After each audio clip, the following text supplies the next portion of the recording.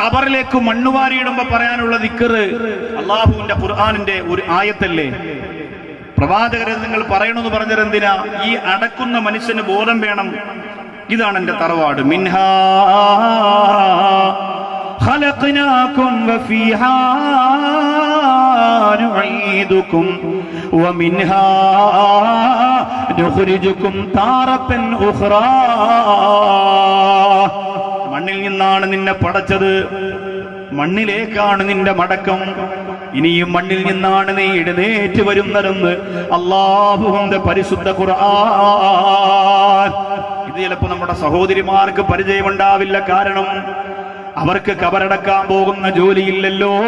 ആ ജോലി പ്രവാചകര് പുരുഷന്മാരെയാണ് ഏൽപ്പിച്ചിരിക്കുന്നത്. മയ്യത്ത് ചുമന്നു പള്ളിയിൽ കൊണ്ടുവന്ന്, പള്ളിയുടെ കബർസ്ഥാനിൽ കൊണ്ടുവന്ന് കബർ വെട്ടിയിട്ട് മയ്യത്തിന് ഇറക്കി വെച്ച് മണ്ണിടുക.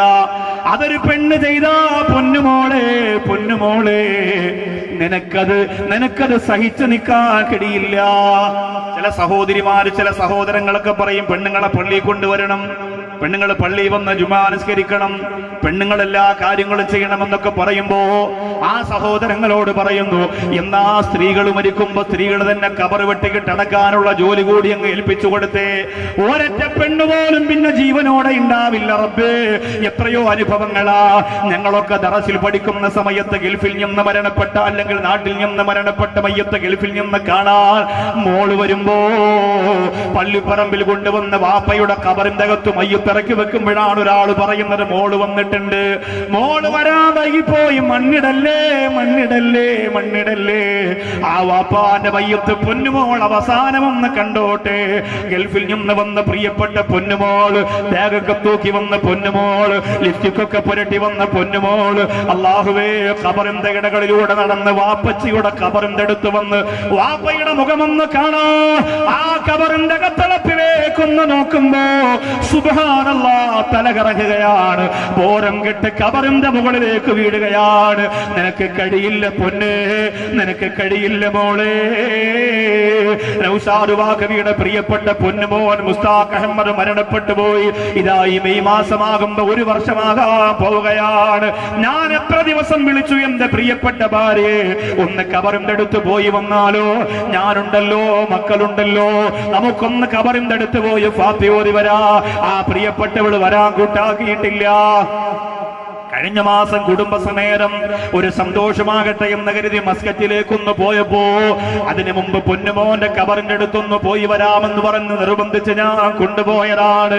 പള്ളിയുടെ ഖബർസ്ഥാനിന്റെ ഭാഗത്തുള്ള മതിലിന്റെ ഇപ്പുറത്ത് നിന്നിട്ട് പറഞ്ഞ് എനിക്ക് പേടിയാവുകയാ, എനിക്കങ്ങോട്ട് വരാൻ എനിക്ക് പേടിയാവുകയാണ്.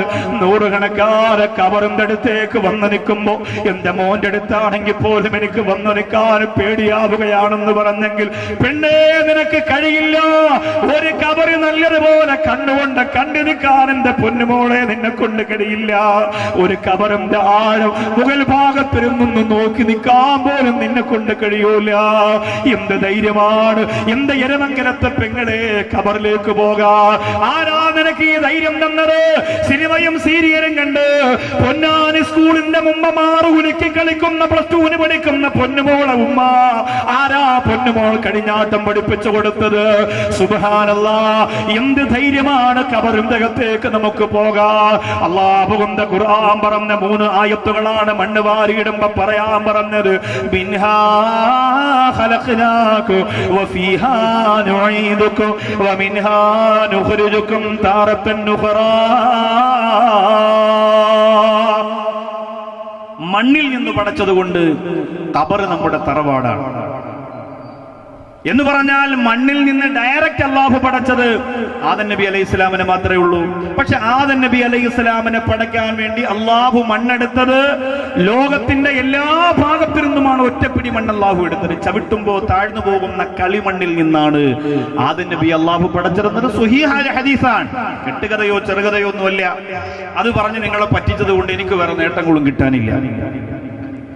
അപ്പോ ആ ഒരു പിടി മണ്ണിൽ ലോകത്ത് വരാൻ പോകുന്ന സർവ്വ മനുഷ്യന്റെയും ബീജത്തിന്റെ ഒരു കണമുണ്ടായിരുന്നു എന്നാണ്.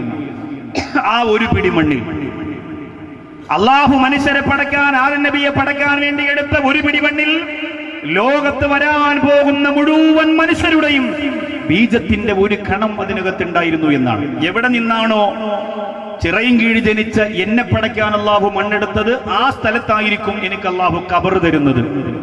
ആ സ്ഥലത്തായിരിക്കും അള്ളാഹു ഖബർ തരുന്നത്. ചില ആളുകൾ പറയൂലേ, അവൻ ഇത്രയും കൊല്ലം ഇവിടെ നിന്നു, എങ്ങും പോയില്ല, പെട്ടെന്ന് വിസ കിട്ടി അബൂദാബിയിലേക്ക് പോയി, അവിടെ പോയി മരിച്ചു, അവിടെ തന്നെ അടയ്ക്കും, മരിക്കാനായി ഗൾഫിൽ പോയി എന്ന് പറയും. അങ്ങനെ പറയണ്ട. അവനെ അള്ളാഹു പടയ്ക്കാൻ മണ്ണെടുത്തത് അവിടെ നിന്നാണ്, അവിടെ തന്നെ പോകും. നിമിത്തങ്ങളും കാരണങ്ങളും ആരൊക്കെ പറഞ്ഞിട്ടും കാര്യമില്ല. എന്റെ പ്രിയപ്പെട്ട ഭാര്യയുടെ ജ്യേഷ്ഠത്തിയുടെ ഭർത്താവ് സൗദി അറേബ്യയുടെ ജിദ്ദയിൽ വെച്ച് വാഹനാപകടത്തിൽ മരണപ്പെട്ടു.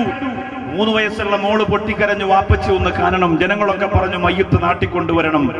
അദ്ദേഹത്തിന്റെ ഭാര്യ പറഞ്ഞു, നൗഷാദ് ഉസ്താദ് പറഞ്ഞ പോലെ ചെയ്യാം. ഞാൻ പറഞ്ഞു, ഒരിക്കലും കൊണ്ടുവരണ്ട, അവിടെ തന്നെ അടക്കട്ടെ. ഞാൻ പറഞ്ഞാൽ അതൊരു നിമിത്തമല്ല, പക്ഷേ അള്ളാഹുവിന്റെ തീരുമാനം നടന്നു. അദ്ദേഹത്തെ പടയ്ക്കാൻ എടുത്ത മണ്ണ് അവിടെ നിന്നാണ്, അവിടെ തന്നെ അദ്ദേഹത്തിന്റെ ഖബർ വന്നു. ഒരു സംശയ കാര്യത്തിൽ വേണ്ട.